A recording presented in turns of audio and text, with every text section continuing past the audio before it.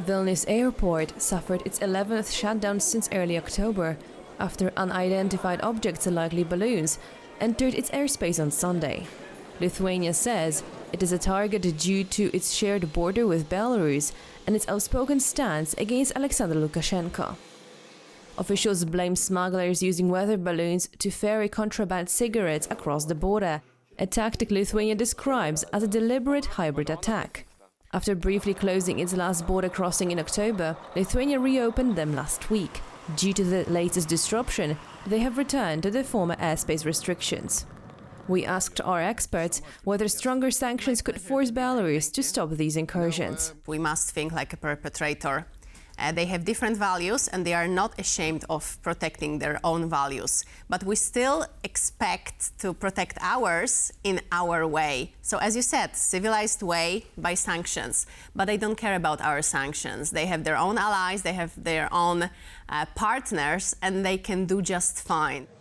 NATO says these disruptions form a part of a wider surge in hybrid operations, cyber attacks, GPS jamming, drone incursions and sabotage that have intensified across Europe since Russia launched its full-scale invasion of Ukraine.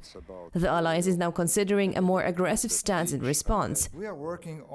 Admiral Giuseppe Dragone recently stated that NATO is reassessing how to counter hybrid threats that, he warned, are becoming increasingly and boldly coordinated.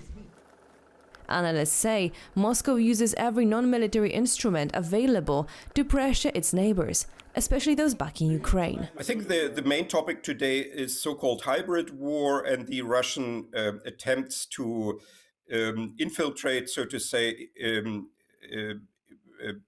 the Western countries without regular military troops, and to use basically all non-kinetic means to destabilize the EU countries, and in particular those that are actively supporting.